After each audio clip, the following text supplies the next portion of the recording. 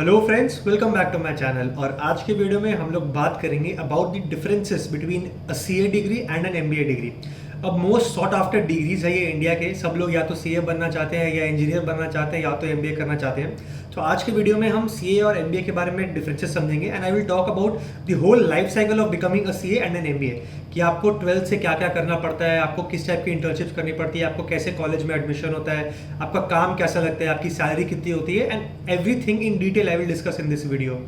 तो प्लीज इस वीडियो को बिल्कुल एंड तक देखना। By the end of this video आपको ये अंदाजा लग जाएगा कि आपके लिए सीए सही ऑप्शन है या एमबीए सही ऑप्शन है, और आपको इन दोनों करियर्स की एक ट्रेजेक्टरी भी पता चल जाएगी। तो without wasting lot of time, सबसे पहले मैं आपको ये बताना चाहता हूँ कि मैं सीए और एमबीए को डिफरेंशिएट कैसे करूंगा। अब देखिए, एमबीए जब आप करते हो तो एमबीए की आप अलग अलग स्पेशलाइजेशन कर सकते हो, या तो मार्केटिंग कर सकते हो, ऑपरेशंस कर सकते हो, एचआर कर सकते हो, आईटी में कर सकते हो, फाइनेंस में कर सकते हो। और सीए आपकी सिर्फ एक चीज में ही होती है। सीए एक स्पेसिफिक स्पेशलाइजेशन वाली डिग्री है and MBA in finance is the nearest thing that can be compare to a chartered accountant. तो मैं बेसिकली इन दो एस्पेक्ट्स को कंपेयर करूंगा। तो सबसे पहले हम बात करते हैं एलिजिबिलिटी क्राइटेरिया की। सीए की तैयारी आप क्लास 12 के बाद चालू कर सकते हैं। 12th में आपको सीपीटी देना होता है, उसके बाद आईपीसीसी देना होता है, उसके बाद उस सीए के मेन एग्जाम देने होते हैं। अगर आप उन एग्जाम्स को क्लियर करते हो तो आप एक सीए बन जाते हो। और एमबीए करने के लिए आपको एक अंडर ग्रेजुएट डिग्री पहले करनी पड़ती है। या तो आप बीटेक कर लो, या तो बीबीए कर लो, या तो बीकॉम कर लो, और चाहे कोई भी अंडर ग्रेजुएट डिग्री कर लो। आपको एमबीए अगर करना है तो first you need to have a graduation degree for yourself. Next अगर हम बात करें ड्यूरेशन की, तो एक सीए बनने के लिए यूजुअली एवरेज में देखा गया है तो 4 से 5 से 5.5 6 साल लगते हैं। मल्टीपल अटेम्प्ट्स होते हैं। मोस्टली मैंने देखा है एवरेज 4 से 6 साल में लोग सीए बन जाते हैं। और अगर हम बात एमबीए की करें तो एमबीए आपकी या तो 1 साल की हो सकती है या 2 साल की हो सकती है। बहुत सारे कॉलेजेस इंडिया में स्टैंडर्ड 2 साल की एमबीए कराते हैं, लेकिन कुछ कॉलेजेस है जैसे आपके आईएसबी हो गया, ये 1 साल का एमबीए कराते हैं। और जो एग्जीक्यूटिव एमबीए होते हैं इंडिया में, जो आप 5-6 साल के वर्क एक्सपीरियंस के बाद करते हो, वो एमबीए भी मोस्टली 1 ईयर एमबीए ही होते हैं। लेकिन ये बात भी आपको ध्यान रखना है कि एमबीए करने के पहले आपको 3-4 साल का ग्रेजुएशन भी करना पड़ता है। तो अगर आप 3 साल का ग्रेजुएशन करते हो तो 3+2 आपको 5 साल लगेंगे। और अगर आप 4 साल का ग्रेजुएशन कर रहे हो, अगर आप बीटेक कर रहे हो, तो आपको 4 साल बीटेक के और 2 साल एमबीए के लगेंगे। तो टोटल 6 साल आपको लगेंगे as an MBA graduate. Next हम बात करते हैं about the different colleges and the universities who are offering these courses. अब चार्टर्ड अकाउंटेंट तो इंडिया में सिर्फ एक ही सेंट्रल यूनिवर्सिटी है जो प्रोवाइड करती है, आईसीएआई, जो है institute of chartered accountants for India. अगर आपको एक सीए की डिग्री चाहिए तो इंडिया में सिर्फ एक यही इशूइंग अथॉरिटी है जो आपको एक चार्टर्ड अकाउंटेंसी की डिग्री दे सकती है। लेकिन अगर आप एमबीए करना चाहते हो तो इंडिया में ऐसे हजारों कॉलेजेस हैं जहाँ से आप एमबीए कर सकते हो। लेकिन जो टॉप के कॉलेजेस है वो आईआईएम्स हो गए, कुछ एमबीए कॉलेजेस है जो प्राइवेट यूनिवर्सिटीज जैसे एसआईबीएम हो गया, आरसी मुंजी हो गया, एमडीआई हो गया, आईएफटी हो गया, फिर आपका एक्सएलआरआई हो गया, ये कुछ अच्छे कॉलेजेस है। अगर आप एमबीए करते हो तो यूजुअली आपको 30-40 टॉप कॉलेजेस से ही एमबीए करना चाहिए। नेक्स्ट हम बात करते हैं फीस यानी कि कॉस्ट की। अगर आप चार्टर्ड अकाउंटेंसी कर रहे हो और आप सेल्फ स्टडी कर रहे हो तो आपके लगभग 1.5 से 2 लाख रुपए लगेंगे, which will include your registration fee, examination की फीस, थोड़े स्टडी मटेरियल्स एंड बुक्स आपको जो खरीदने हैं। और अगर आप कोचिंग ले रहे हो किसी इंस्टीट्यूशन से तो आपके 2.5-3-3.5 लाख रुपए के आसपास लग सकते हैं। और अगर हम बात एमबीए की फीस की करें तो एमबीए की जो फीस है वो फुल स्पेक्ट्रम रेंज करती है। जो लोअर रैंक कॉलेजेस होते हैं, एवरेज रैंक कॉलेजेस होते हैं, वो 3-4-5 लाख में भी एमबीए करा लेते हैं। लेकिन जो बहुत अच्छे कॉलेजेस होते हैं, सपोज आईआईएम्स हो गए, उनकी फीस 15 से 20 लाख, कुछ कॉलेजेस की फीस तो 25-30 लाख तक भी जाती है। नेक्स्ट हम बात करते हैं आपके क्लासरूम एक्सपीरियंस की। अब अगर आप सीए परस्यू कर रहे हो तो सीए के लिए आपको किसी कॉलेज में नहीं जाना पड़ता है, आपको बेसिकली पढ़ाई करनी पड़ती है और जो एग्जाम्स होते हैं उसको क्लियर करना पड़ता है।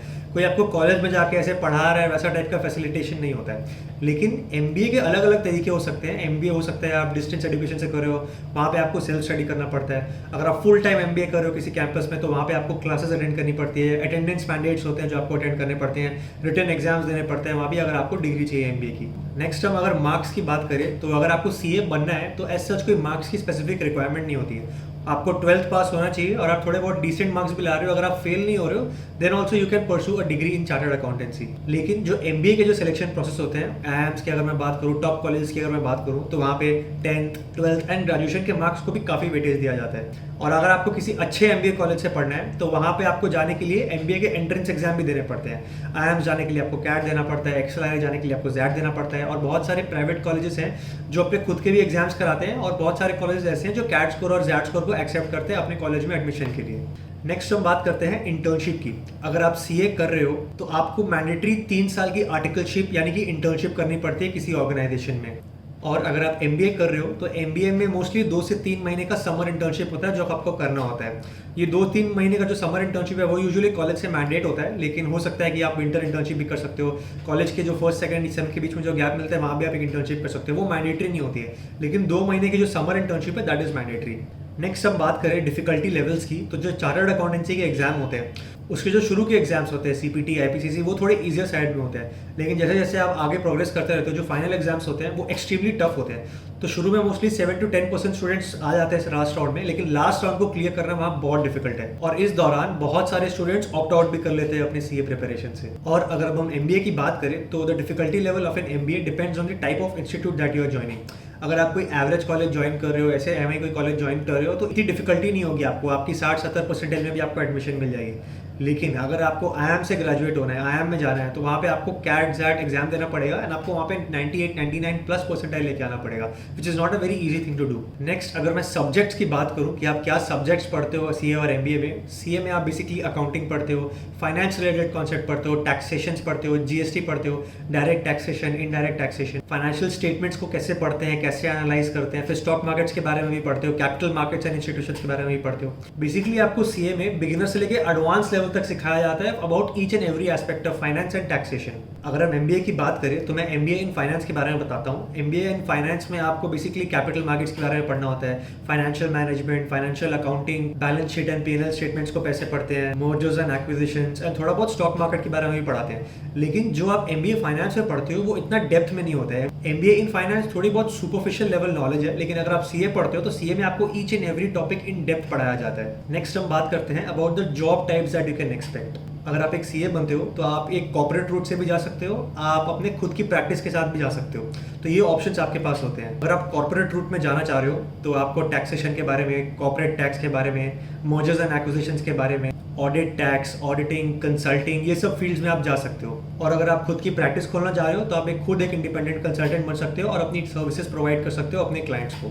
और अगर हम एमबीए इन फाइनेंस की बात करें तो एमबीए इन फाइनेंस करने के बाद आप या तो इन्वेस्टमेंट बैंकर बन सकते हो, वेल्थ मैनेजर बन सकते हो, फिर आप फाइनेंशियल प्रोडक्ट्स के सेल में जा सकते हो, प्राइवेट इक्विटी में काम कर सकते हो, वेंचर कैपिटलिस्ट की तरह से काम कर सकते हो। So these are the type of roles and profiles that you can expect. Next अगर हम सैलरीज की बात करें कि सीए एंड एमबीएस कितना कमाते हैं, अगर हम सीए की बात करें तो मोस्टली उनकी बिग फोर फर्म्स में और कोई छोटी मोटी प्रोप्राइटरशिप टाइप कंपनी वहाँ पे अगर नौकरी लगती है तो they can expect anywhere to earn between 7 to 8 lakh rupees up to 10 lakh रुपए तक वो कमा सकते हैं अगर एक नॉर्मल सीए फ्रेशर है।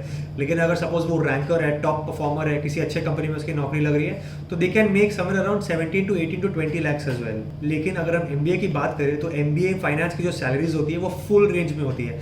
कुछ लोगों को 4-5 लाख की भी नौकरी लगती है, कुछ लोगों की 8-9-10 लाख की भी नौकरी लगती है, कुछ लोगों की 15-16 टाइप की भी नौकरी लगती है और कुछ लोगों की 30-35+ भी नौकरी लगती है। Front end investment banking, wealth management type के रोल्स हैं जो टॉप आईआईएम से मिलते हैं। These are very much sought after roles. अगर आप वहां से एमबीए कर रहे हो तो आपकी डेफिनेटली 30-35 lakhs प्लस की स्टार्टिंग सैलरी भी लग सकती है। नेक्स्ट अगर हम रिजर्वेशंस के बारे में बात करें तो अगर आप चार्टर्ड अकाउंटेंसी कर रहे हो तो आपको वहाँ पे कोई रिलैक्सेशन नहीं मिलेगा बिकॉज ऑफ एनी रिजर्वेशंस।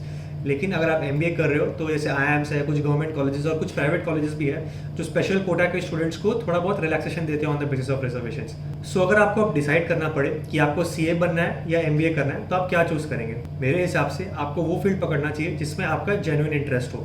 अगर आपको ओवरऑल अर्निंग पोटेंशियल दिखे तो सीए की जो स्टार्टिंग सैलरी होती है वो अच्छी होती है, लेकिन हर एक एमबीए की स्टार्टिंग सैलरी अच्छी नहीं होती है। अगर आपको एमबीए करने के बाद अच्छी स्टार्टिंग सैलरी चाहिए then you will have to ensure that आप एक अच्छे एमबीए कॉलेज जा रहे हो, और एक अच्छे एमबीए कॉलेज में एडमिशन लेना इतना आसान बात नहीं होता है। मोस्टली देखा गया है कि चार्टर्ड अकाउंटेंट्स सारे के सारे एम्प्लॉयड ही है, इतने चार्टर्ड अकाउंटेंट्स हमारी कंट्री में है भी नहीं, बहुत लिमिटेड ही है। एमबीएस तो भरे हुए हैं, इसलिए चार्टर्ड अकाउंटेंट्स की जो सैलरी है, एम्प्लॉयमेंट है वो ज़्यादा है, और जो एमबीए जिन्होंने अच्छे कॉलेज से ग्रेजुएट हुआ है वो भी कम है, इसलिए उनकी सैलरी ज़्यादा दी गई है। देखा जाए तो एमबीएस बहुत सारे हैं, हर साल लाखों एमबीए ग्रेजुएट्स पास आउट होते हैं इंडिया के कॉलेज से, लेकिन सबकी इतनी अच्छी नौकरी नहीं लगती है जिनकी कुछ एक सिलेक्टेड 10-15% की लगती है। इसलिए the decision to do a CA और an MBA should solely be dependent on what you want to do in your life and not on seeing the average salary, क्योंकि आपको हार्ड वर्क तो दोनों में ही करना पड़ेगा।